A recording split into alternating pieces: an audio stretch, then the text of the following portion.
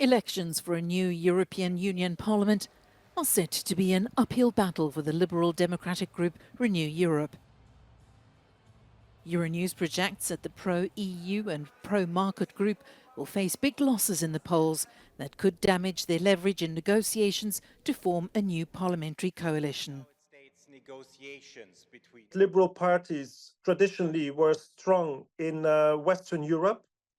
And it's particularly in Western Europe that you see a fragmentation of the political landscape. So they become smaller at the national level and therefore also at the European level without being able to compensate this loss in the so-called new member states in Central and Eastern Europe. The EU Liberals had an impressive surge in the 2019 European elections. But Renew could lose as many as 20 MEPs in the upcoming vote, likely dropping to 82 seats from 102. The Superpoll data projects a downsizing of Liberal parties in the EU parliamentary election. This is particularly likely in France and the Netherlands. However, according to the simulations by the Euronews poll centre, Renew Europe is still a relevant player in the coalition's game. For a Liberal-Conservative coalition, Renew could be important from a numerical point of view. And from an ideological point of view, they would represent a counterbalance to a right-wing coalition.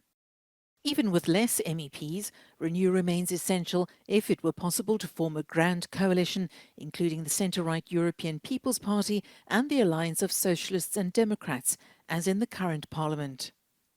Renew's struggles reflect many of the challenges it has faced on a national level over the past year and a bit. Issues of importance to European voters, including purchasing power, migration, energy and farmers' protests.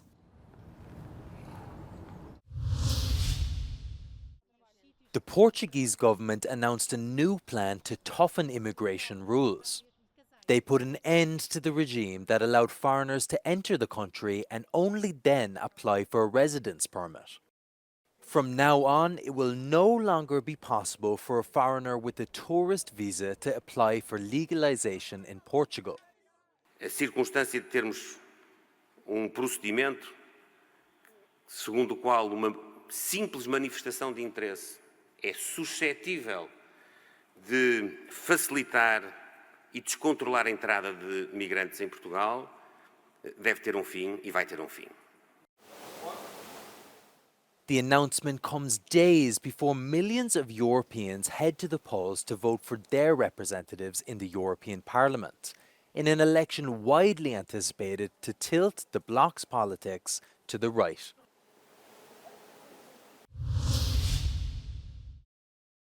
Lithuania is the only country in Europe to have a female-only list of candidates for the European Parliament. Launched by the Green Party, it aims to draw attention to women's representation in politics, as well as to tackle other gender issues, such as the pay gap.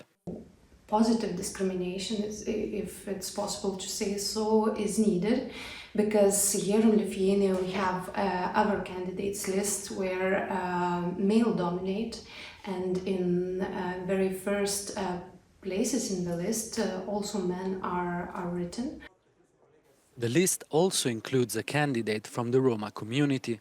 She's hoping to become an MEP to fight for the rights of young Roma girls who are forced into marriage. Pomóc młodym dziewczynkam, co by oni nie wyszli za mąż, jak jest bardzo młody. Oni nie mogą iść do adwokata i pomóc. Ja nie chcę iść za męża. Ja chcę iść do szkoły, do edukacji. Oni nie mogą to pomówić. I ja myślę, że Europa, ona musi nam pomóc i dlatego ja jestem tutaj. There's also a lawyer that's been helping migrants at the border with Belarus for years and wants to change the new migration pact. There are a lot of risks in these documents that might enable torture and violence on the border, detention of children, women, and basically just denial of asylum. So I believe that we need people in the European Parliament that would protect everyone's right, including people on the move. Experts seem to appreciate the charisma of the women in the region.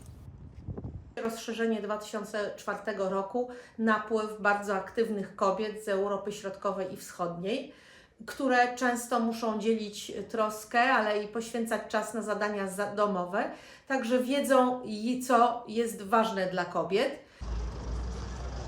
Today, around 40% of the European Parliament members are women. And even though women now hold high positions in Brussels, all problems related to inequality still remain relevant and unsolved in many countries. Magdalena Hodownik for Euronews from Vilnius.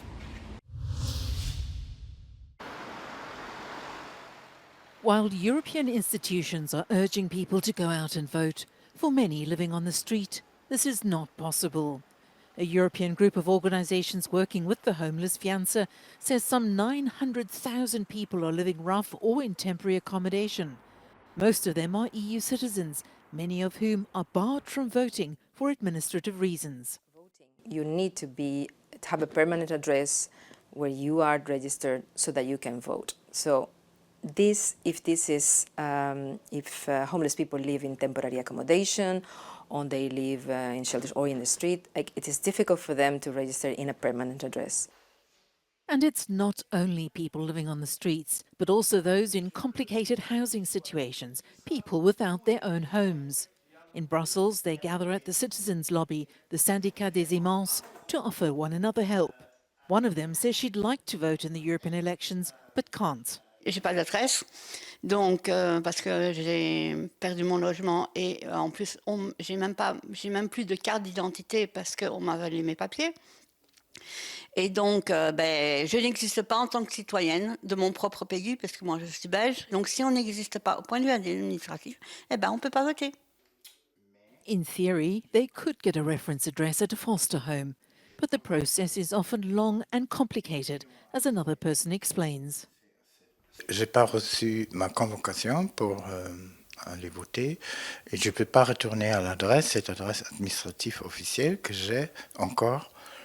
C'est ma adresse de référence parce qu'on me laisse plus entrer dans le bâtiment. C'est une maison de repos et un tour et taxi et on m'a mis dehors avec la police. In addition, for people who are facing hardship, voting is often low on the list of priorities in comparison to more urgent needs. Le résultat des élections, l'impact du résultat de mon vote sur ma situation, c'est infiniment lointain. Et quand vous êtes dans l'urgence, dans la survie, c'est des choses qui passent pas du tout dans vos priorités. C'est mon intuition. The European Parliament has been asked to revise the need for a proof of address as a condition in order to vote. But for these elections, it's too late.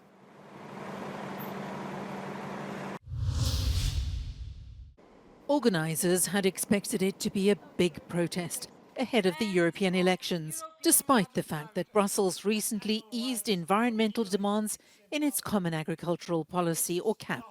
Non, c'est pas suffisant. On a quelques petites évolutions qu'on est quand même obligé de remarquer, mais pour l'instant, à ce stade, elles n'apporteront rien au niveau économique. But despite ongoing anger, this latest protest looks more like a summer festival than a demonstration.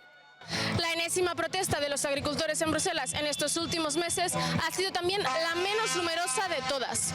Hemos hablado con los organizadores que nos han contado que esperaban entre unas 15.000 y 20.000 personas. Finalmente han sido muchísimas menos. Eso sí, tampoco hemos visto las imágenes de violencia de las anteriores ocasiones. Avoiding violence was one of the key demands made by organisers who've been accused of links with far-right organisations. That's a lie that we have heard now over and over again. We, Farmers Defence Force, an interest organisation that has only members as farmers, has organised this protest. So everything you see here, the whole financial business has been organised by us and the 7 other organisations. There is no politics in this protest and there is nothing extreme but the people who lie. But the list of speakers shows a different picture, with speeches from politicians from far-right parties, including the Flemish Vlaams Belang and the Polish PIS. The main farmers' organisation in the EU, Copa Cogeca, did not take part in the demonstration and chose not to comment because of the controversy.